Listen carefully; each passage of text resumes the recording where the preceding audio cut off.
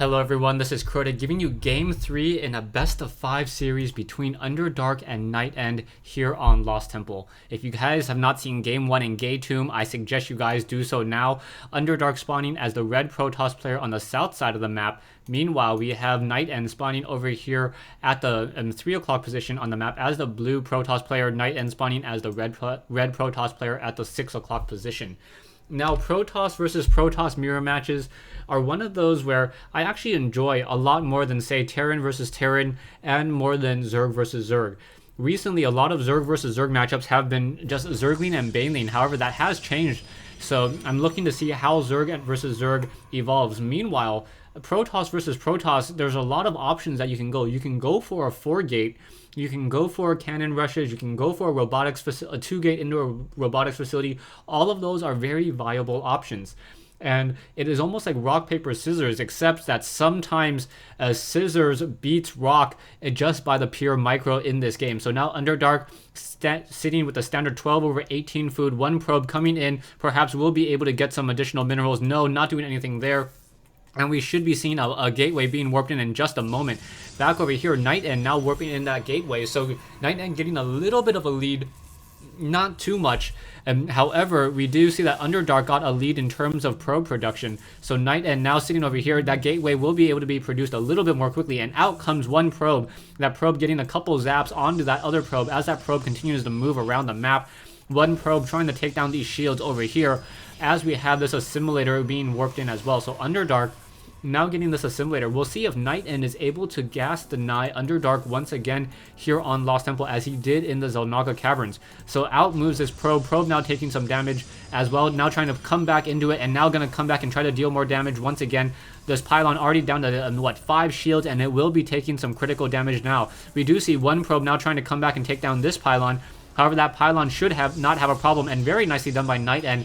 NightEnd making it so that he warps in a Cybernetics core here, making it difficult for this probe to try to come back around, and this pylon will be able to recover some of those shields. We do see NightEnd coming in and blocking gas once again. So Underdark, after he warped in the Cybernetics core, NightEnd decided to try to block that gas and make sure that he would not be able to produce the necessary units nearly as quickly. However, another gateway being positioned here, a little bit of a curious position on all of these buildings. Will we see another gateway perhaps positioned down here, making it difficult for these units to move out? Underdark, however, able to take down NightEnd's probe and now needs to try to take down this assimilator. A Stalker should be warping out in just a moment, chrono boosting that Stalker, and now also trying to get that warp gate research underway. Back over here, we now see a chrono boosted Stalker and also the Cybernetics core researching that warp gate research once again, or Cybernetics core, yeah, researching that warp gate as we now have an assimilator up, but NightEnd not getting any probes into this assimilator just quite yet, just allowing the assimilator to sit there and does not want to dump any additional probes into that position just quite yet. 1 probe now moving out down to 10 hit points as this assimilator still sits here. So NightEnd still sitting on that 1 assimilator, not doing anything with it, and NightEnd getting a little bit of sight, however, unable to see the robotics facility being built over here. So Underdark now changing up his strategy, going for a 2-gate into that robotics facility as a Stalker and a Zealot now try to take down this 1 assimilator.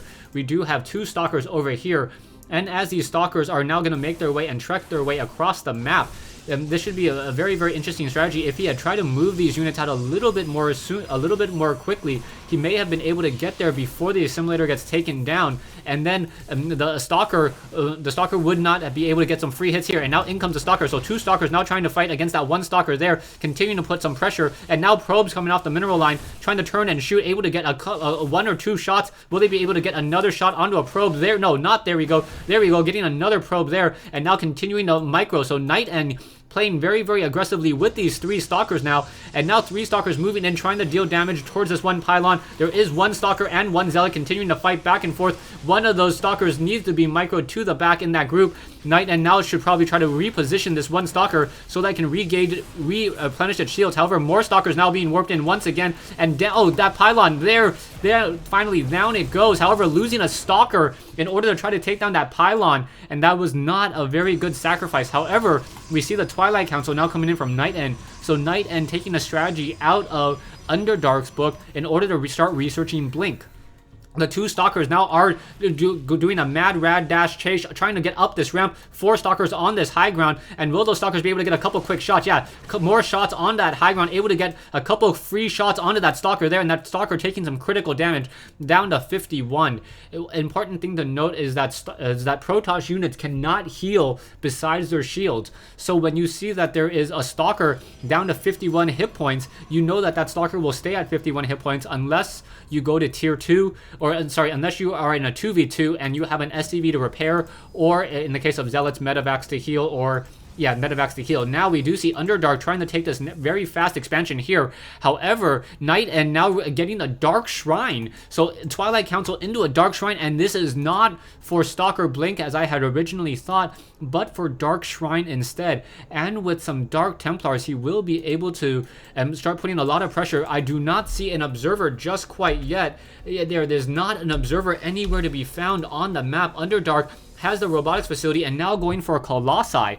So with 1 Colossus being trained, however, we do have 2 Dark Templars currently being warped in as well, and yeah, or 3 Dark Templars are already warped in, and now these Dark Templars going to make their way across the field. Dark Templars dealing 45 damage per slash, able to deal a lot of damage, and now those Stalkers and Zealots moving back. If those Dark Templars try to sit on that ramp, that would be a very, very nice positioning, because those Dark Templars would prevent any retreat of any sort as these units are getting some slashes. However, no, the Dark Templars now just trying to slash away at those observers. We should be seeing an observer now being produced. So yeah, an observer currently being produced. However, those 3 Dark Templars will be able to get off a couple quick hits, because the observer will take some time to build, even with that chrono boost.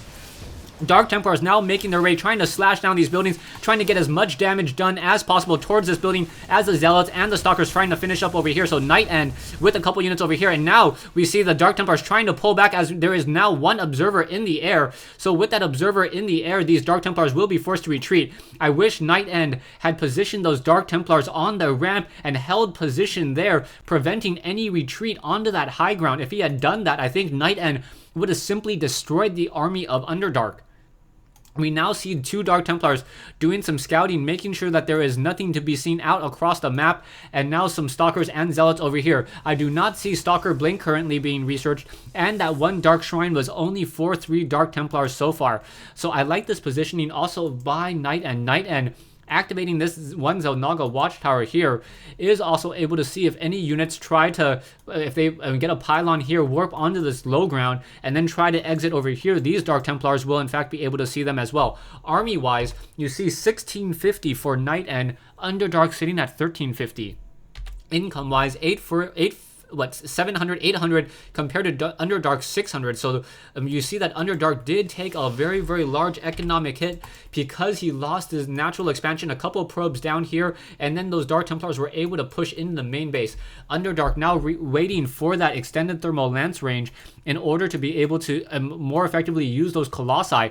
Currently, a 2nd Colossi trying to be trained. However, there is no pylon, and as he is currently supply locked, so this 1 robotics facility trying to train up this Colossi will take even longer as this pylon now warps into play. So we will have 2 Colossi against the Stalkers and Immortals of NightEnd. NightEnd now getting the now getting the Nexus over here, and some more Immortals as well. It doesn't look like that Immortal is being chrono boosted, just being trained up the old-fashioned way. 4 gateways and 1 robotics facility here. We still see that Dark Shrine, no additional Dark Templars currently being warped into play, as now 1 Dark Templar just moving around, making sure that there is not an expansion over here on the low ground. Looking for that observer. I do not, oh, the observer is, where is that observer? That observer is somewhere in here. I wish I could see it. Where is that observer? Anyways, I know that the observer is in here because it's within that highlighted group, but I can't. Okay, it's like hiding inside a Colossi, so unable to be, hiding in the head of a Colossi, unable to be spotted. We now see some Dark Templars now moving out. 1 Dark Templar sitting in the brush here, making sure to gain sight into this brushed area. And now we see these Colossi and Stalkers moving out. NightEnd sitting on a couple of Stalkers here, a couple of Immortals, and now trying to saturate his natural expansion. So NightEnd now sitting on 33 Harvesters, mining from 16 mineral patches and getting an additional Vespian Geyser will have a significant tech advantage. 1 Dark Templar now making its way into the base, will be able to get some quick kills. However, the main fight sitting here as these Immortals and Stalkers are trying to engage. Stalker's now trying to get a quick blink and able to blink and start trying to focus down those Colossi. Colossi are now in trouble as the Immortals are able to pick apart at Underdark's Stalkers here. Stalkers now just focusing down the rest of those, and these Stalkers may be able to blink, continuing to push back and forth. And now there's also one Dark Templar here. So one Dark Templar trying to fight back against all of these units here. Where is that Observer? I do not see the Observer anywhere close by, but I know that it's there, otherwise that the unit wouldn't be able to hit it. However, we do have Immortals and Stalkers sitting on this low ground, perhaps just waiting to push up. We do see one Dark Templar with one Observer currently being spotted. An Observer now making its way over and able to take down that last Dark Templar here. However, there's an army in the front. Dark Templar is now trying to take down the warp gates and to take down the key production buildings. Dark Templar is taking some quick hits there. Immortal is now trying to fire back against those Stalkers. Stalkers fighting against some of those other units as well, able to finish off a couple of those sentries. Dark Templars want to finish off more and more, and now Underdark in trouble. A quick Stalker blink to get within that damage range and force any, and just cut off any sign of retreat. We do see a Colossi now coming in, so a Colossi now moving in and try to focus down more of these Immortals. However, Stalkers moving in and getting a quick blink, taking down that one Colossus once again. So Underdark losing this game to NightEnd here on Lost Temple. So game 3 goes to NightEnd. NightEnd able to force a game 4 in this matchup. Very, very well played so far. I really like the use of Dark Templars here, and that's a pretty risky maneuver by NightEnd, and it paid off in full. Underdark did have the robotics facility, however he decided to try to go for fast Colossi instead of training that early Observer and then scout out what his opponent was doing. As soon as those Dark Templars were in play, all Underdark could really do was try to retreat back into this base. I wish NightEnd had tried to hold position on these Dark Templars right here to stop any retreat. I think Underdark would have lost the game much earlier if his army was taken down. As Observers, it would have been stuck there and then would have lost this expansion and all the probes on the low ground as well. Anyways, thanks for watching, thanks for listening. I hope you guys enjoyed this 1v1 replay between Underdark and NightEnd here on Lost Temple.